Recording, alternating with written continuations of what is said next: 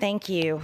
Madam Speaker, I would like to address the House and talk about how I've been mistreated as a freshman member of Congress and how crimes have been committed against me. They've been caught by the Capitol Police.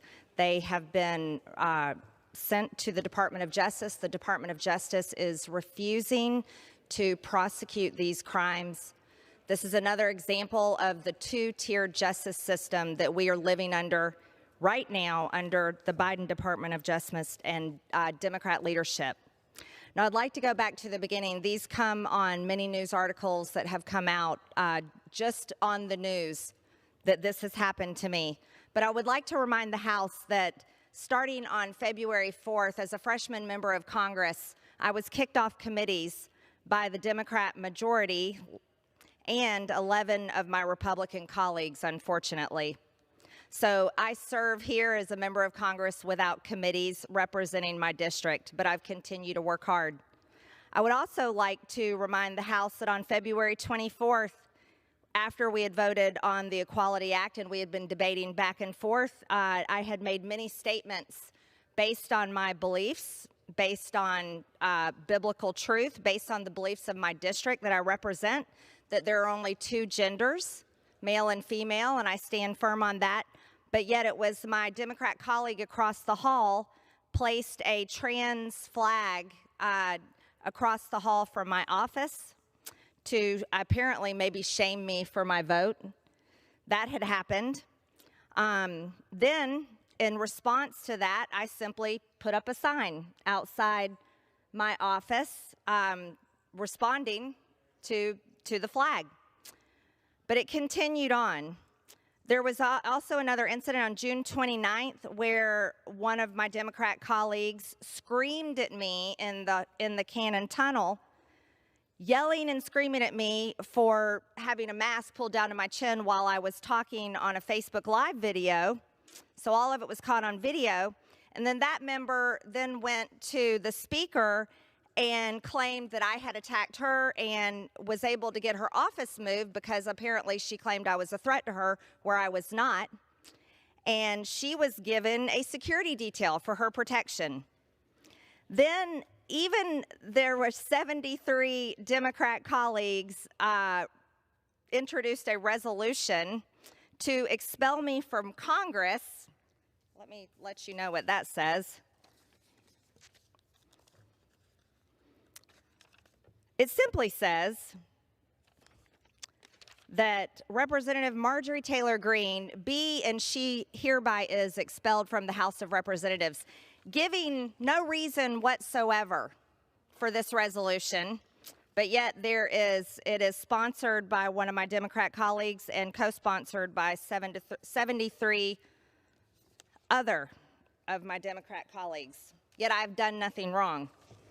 What else happened? Well, let's go a little further. I have over $100,000 in mask fines, and then when I went before the Ethics Committee on my House on these mask fines, 4 of the 5 Democrats on the House Ethics Committee also have their name on this resolution to expel me from Congress. I asked them to recuse themselves, and they refused. Therefore, that wasn't very fair. That's not fair treatment.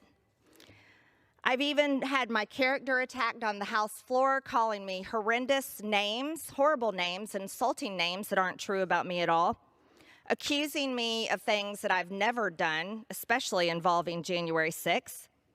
Then there was even an effort recently to remove my name off of the ballot so that the people of my district couldn't even vote for me, and that came from a Democrat left-wing group that was funded by Democrats. I beat that in court. But all of this time, with all of these things happening, the media has promoted all of it. And because of this, I have had nearly 60 official death threats, 21 death threats, direct ones. And there's a man from New York currently on trial for threatening to kill me. 19 indirect threats. These are basically death wishes and harassment. And 8 sexually related threats individuals that have made threats of sexual assaults against myself and members of my family. I'll give you a few examples. In quotes, one person said, "I need to effing kill you." Another one said, "Marjorie Greene should find a bullet in her head." Another one said, "I can't wait till you get raped until you are dead." And another threat said, "I'll come see you and your children," and it went on and on. Now, all during this time, I have requested for protection, saying I need help, I need protection. I don't feel safe in these buildings. I don't feel safe at all, and all of that has been denied. But I've watched many of my colleagues across the aisle in the majority party receive a lot of protection and help, but I've gotten none. But just recently, I want to go through some things that happened. This sign seems to upset people so much, but it's a simple truth that is an example of what I believe based on my Christian faith, based on what the Bible says in Genesis, that God created us in his image, male and female he created us. And this is also the majority belief of the people from Georgia's 14th district. This sign has been attacked repeatedly. As a matter of fact, it's been attacked 11 times. 9 times it's been vandalized, twice it's been stolen. But there's been a very specific series of attacks that's happened, and there's 7 of these. January 25th was the first report of 2022, was the first report of this type of destruction. And this is where, instead of people writing on it or stealing the sign, this was where someone decided to put a sticker on the sign with using Bible verses to attack my Christian faith and covering mostly the word female. You can take that one down, Taylor. Then the sign destruction continued. Each time we would replace it, the same thing would happen again. And I want to remind everyone, this is when our house offices were still closed to the public. So it was apparent that it was someone working, a staff member somewhere in our office building. So again, it showed up, another sticker attacking my Christian faith, mostly over the word female.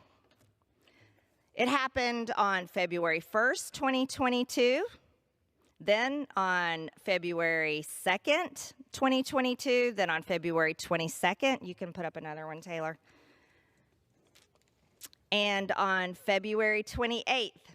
So each time the stickers were placed on the sign attacking my Christian faith, even if I wrote something back, it didn't matter, another sticker would appear. You can go ahead and put another one up. And every single attack had to do with a Bible verse, and it was directed at me, maybe even saying a sticker of a picture of Jesus that said, "I never knew you, MTG." That was on the previous one. So my staff and I, we had been communicating with the House Sergeant at Arms multiple times, but we were never getting a response.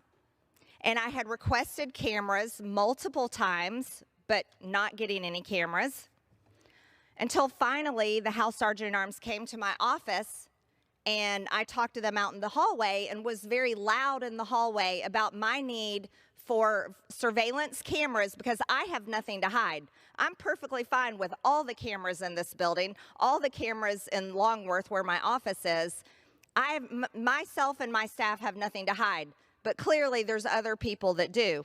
So I was demanding surveillance cameras because this entire time this had been going on at this point, it had been over a year. And the person that was continually attacking this sign is also attacking me and is angry at me. I did not know if this was a person that I got in the elevator with alone. I did not know if this person was someone that I may be on an escalator with, passing in the hallway, passing on the stairwell. I didn't know if this is a person that maybe personally knew me or someone I had never talked to in my life. But what I did know is the attacks kept coming. They would not stop. There was someone that worked in the building, and they clearly hated me. And I felt very unsafe. I felt my life was in danger, especially with the amount of death threats that I receive against myself and my family, and the complete refusal from the Sergeant-at-Arms leadership to provide me with any kind of security or protection. But finally, they put surveillance cameras up, and that was installed by the House Sergeant-at-Arms on March 4th. But guess what? Additional destruction continued. It happened again on March 10th. How about that? 6 days after the camera went up, the sign was attacked again. And of course, against my Christian faith, attacking my religion, and always making sure it was somewhere covering the word female on the sign, attacking my gender. So, but this time on March 10th, there happened to be a camera installed. So the suspect was caught on camera on March 10th, and again, he was caught on camera on March 11th. So 2 times in 1 week he was caught. But you know what? They didn't tell me who it was. They refused to tell me who this person was. They caught him on camera. They issued an arrest warrant to the Department of Justice at the U.S. Attorney's Office on March 15th for destruction of public or private property under the D.C. Code 22-3312.01. So they had caught him, they had it on video, knew who it was, and they still refused to tell me. No one would tell me who this person is. So I'm still living in fear of who is this person, why are they doing this, and are they possibly one of the people threatening my life?